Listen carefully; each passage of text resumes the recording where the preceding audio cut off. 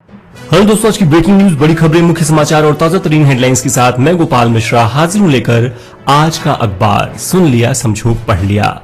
दोस्तों, आज तारीख है 11 जून 2020 और दिन है गुरुवार।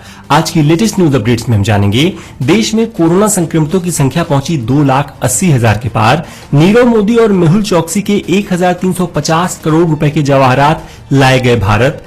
बास्केटबॉल खिलाड़ी अमृतपाल सिंह और महिला बॉक्सर नीरज फोगाट डोपिंग के दोषी। अमिताभ ने 500 मजदूरों को उनके घर पहुंचने के लिए की 3 फ्लाइट्स बुक। और ऐसी ही तमाम बड़ी खबरों पर डालेंगे नजर, तो चलिए फटाफट शुरुआत करते हैं आज की रोचक तथ्य के साथ। भारत में कोरोना वायरस के चलते 25 मार्च को लॉकडाउन लागू हुआ।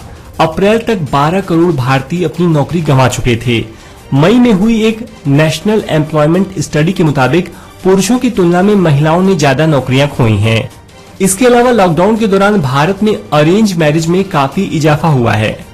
भारत की कई बड़ी मैट्रिमोनी वेबसाइट्स ने पाया है कि लॉकडाउन के बाद शादी के रजिस्ट्रेशंस में 30% की वृद्धि हुई है। अब सुनते हैं देश दुनिया राजनीति की सभी बड़ी खबरें।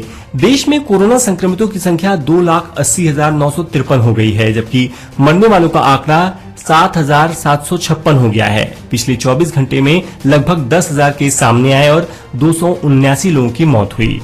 महाराष्ट्र के मुख्यमंत्री उद्धव ठाकरे ने लोगों से अपील की है कि वे बेवजह भीड़ न बढ़ाएं, वरना लॉकडाउन में दी गई ढील वापस ले ली जाएगी। इधर उत्तर प्रदेश में बुधवार को 20 कोरोना मरीजों की मौत हुई। यह एक दिन में मौतों का सबसे बड़ा आंकड़ा है। वहीं बुधवार को तमिलनाडु में एक दिन में रिकॉर्ड 1,925 नए मरीज मिले, जबकि 19 लोगों की मौत हुई।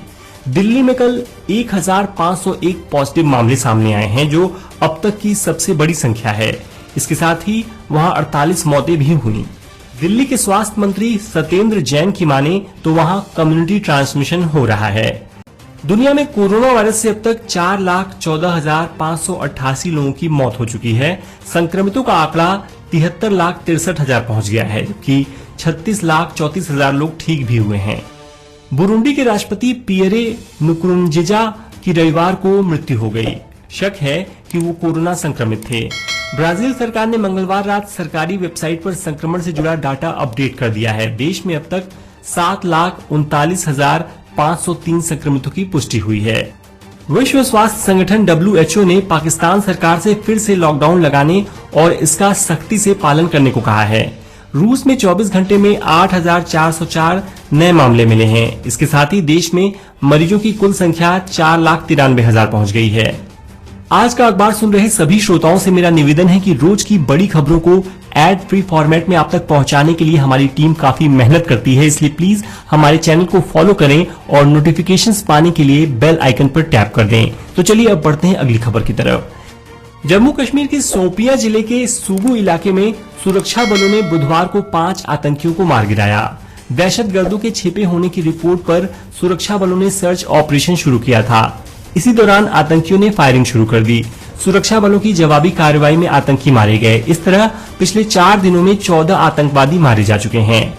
भारत चीन में सीमा विवाद को लेकर तनाव कम करने की कोशिशें जारी हैं। दोनों देशों के आर्मी अफसरों के बीच 5 दिन में कल दूसरी बैठक हुई, जो कि पॉजिटिव रही। दोनों देशों की सेनाओं के बीच आने वाले समय में ऐसी और भी बैठकें होंगी।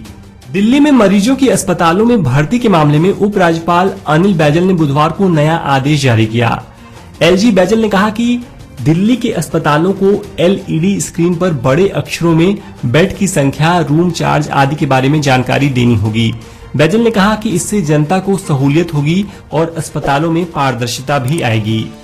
भगवान श्री राम का मंदिर बनने से पहले बुधवार को राम जन्मभूमि परिसर में कुबेर टीला पर 28 साल बाद कुबेरेश्वर शिवलिंग का रुद्राभिषेक किया गया। इसके लिए मणि राम छावनी के महंत कमल नयन दास कुबेर टीला पहुंचे। 2 घंटे यह अनुष्ठान चला।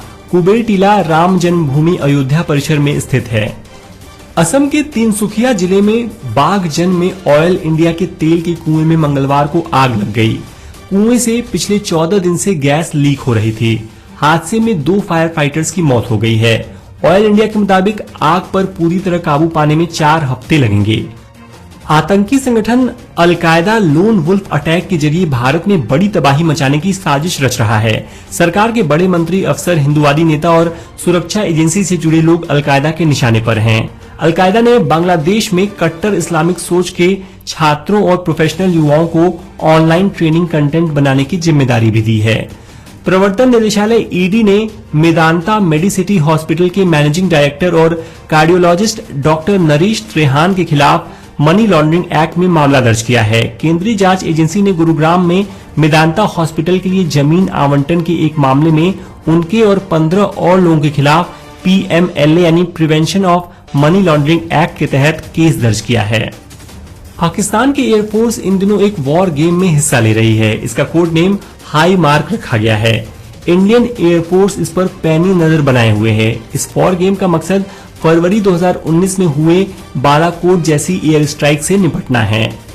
अब सुनते हैं बिजनेस वर्ल्ड की लेटेस्ट न्यूज। सुप्रीम कोर्ट ने बुधवार को RBI को आदेश दिया कि वह आम्रपाली होम बायर्स के मंजूर लोन को जारी करने के लिए बैंकों से कहे, ताकि रुकी परियोजनाओं का काम जल्द पूरा करने के लिए फंड मिल सके। अदालत ने ऐसे लोन को भी जारी करने का आदेश दिया है जो RBI के नियमों के तहत NPA घोषित किए जा चुके हैं। गूगल मैप मौजूदा समय में ड्राइविंग का अहम हिस्सा बन गया है। अब कंपनी नेविगेशन के लिए बॉलीवुड के शहंशाह अमिताभ बच्चन की आवाज को शामिल करने की योजना बना रही है। खबर है कि बहुत जल्द अमिताभ बच्चन गूगल मैप को अपनी आवाज दे सकते हैं। बुधवार को कारोबार के तीसरे दिन BSE और निफ्टी बढ़त के साथ बंद हुए। कारोबार के अंत में BSE 290 अंक ऊपर 34,247 पर और निफ्टी 69 पॉइंट ऊपर 10,116 पर बंद हुआ। स्पोर्ट्स के परिधान बनाने वाली जर्मनी की दिग्गज कंपनी एडिडास में अब 30% अश्वेत कर्मचारी काम करेंगे। मंगलवार को कंपनी ने ऐलान किया कि अमेरिका स्थित एडिडास कंपनी में करीब 30% पोस्ट सिर्फ अश्वेत और लैटिन कर्मचारियों के लिए रिजर्व रहेगी। प्रवर्तन निदेशालय यानी ईडी के अधिकारी बुधवार को हांगकांग से PNB घोटाले के आरोपियों नीरव मोदी और मेहुल चौकसी के 108 कंसाइनमेंट्स लेकर आए। इन कंसाइनमेंट्स में 1,350 करोड़ रुपए की कीमत के जवाहरात हैं और इनका वजन करीब 2.5 टन है। अब सुनते हैं खेल जगत के मुख्य समाचार। भारतीय बास्केटबॉल खिलाड़ी अमृतपाल सिंह और महिला बॉक्सर नीरज फोगाट डोपिंग के दोषी पाए गए हैं। नेशनल एंटी डोपिंग एजेंसी नाडा ने दोनों पर 4-4 साल का प्रतिबंध लगा दिया है। इस बीच भारतीय वेट लिफ्टर संजीता चानू के लिए अच्छी खबर आई है। इंटरनेशनल वेट लिफ्टिंग फेडरेशन ने चानू पर लगे डोपिंग के आरोप हटा लिए हैं। स्विट्जरलैंड के टेनिस स्टार रोजर फेडरर के दाहिने घुटने की चोट उभर आई है। इस कारण से वे इस साल US और फ्रेंच ओपन समेत किसी भी टूर्नामेंट में नहीं खेल सकेंगे। हालांकि कोरोना वायरस के चलते दोनों ग्रैंड स्लैम को छोड़कर लगभग सभी टेनिस टूर्नामेंट्स टाल दिए गए हैं। वहीं कोरोना महामारी के कारण सर्बिया के नोवाक जोकोविच US ओपन से नाम वापस लेने पर विचार कर रहे हैं।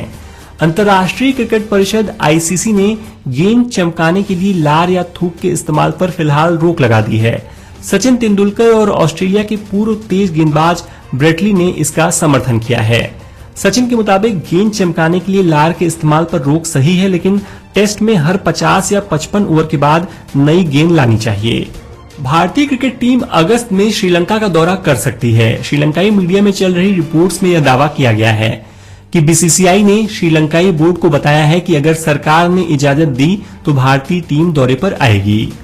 दोस्तों, आगे बढ़ने से पहले आपसे एक छोटी सी रिक्वेस्ट करना चाहूंगा कि आज का अखबार एक distraction free informative news show है, इसलिए प्लीज इसे अपने व्हाट्सएप ग्रुप्स में जरूर शेयर करें और हमें अधिक से अधिक लोगों तक पहुंचने में मदद करें। तो चलिए अब सुनते हैं मनोरंजन जगत की कुछ बड़ी खबरें। सेलिब्रिटी मैनेजर रही दिशा सलियन की मौत सोमवार रात मलाड स्थित जन कल्याण बिल्डिंग के 14वें फ्लोर से गिरने के कारण हो गई थी। पुलिस ने इसे एक्सीडेंटल डेथ के तौर पर दर्ज किया था, लेकिन तब दिशा की मौत के कारणों की जांच कर रही पुलिस के सामने यह तथ्य नहीं आया था कि जिस कमरे से वे गिरी थी वहां पर पार्टी चल रही थी और वहां बहुत सारी शराब की बोतलें और नशीले पदार्थ का प्रयोग हो रहा था। आमिर खान स्टारर लाल सिंह चड्ढा इसी साल क्रिसमस पर रिलीज होने वाली थी, लेकिन देश में फैले कोरोना वायरस के चलते फिल्म की शूटिंग रुकी और रिलीज अगले साल तक के लिए टाल दी गई है। रिपोर्ट्स की माने तो मेकर्स ने अब कहानी में कोरोना वायरस क्राइसिस को भी शामिल करने का फैसला किया है। सोनू सूद के बाद अब अमिताभ बच्चन ने प्रवासी मजदूरों के लिए फ्लाइट्स का इंतजाम किया है। उन्होंने वाराणसी के 500 मजदूरों को उनके घर तक पहुंचाने के लिए 3 फ्लाइट्स बुक की हैं। इन तीनों को बुधवार को बनारस के लिए रवाना होना था। कश्मीर में हिंदू सरपंच की आतंकवादियों द्वारा हत्या के मामले में लगातार प्रतिक्रिया आ रही है। अभिनेता अनुपम खेर और क्रिकेटर सुरेश रैना के बाद अभिनेत्री कंगना रनौत ने भी इस पर रोष जताया है। उन्होंने प्रधानमंत्री नरेंद्र मोदी से हिंदुओं को फिर से कश्मीर में वापस बसाने की अपील की है। और अब आज की रोचक खबर।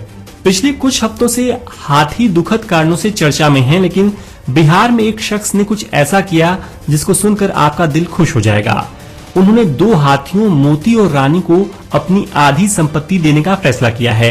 अख्तर इमाम नाम के इस शख्स ने ANI को बताया कि जानवर इंसानों के विपरीत वफादार होते हैं। मैंने कई सालों तक हाथियों के संरक्षण के लिए काम किया है। मैं नहीं चाहता कि मेरी मौत के बाद मेरे हाथी अनाथ हो जाएं। तो दोस्तों, ये हो गई आज की प्रमुख समाचार पत्रों में छपी ताजा तरीन खबरें।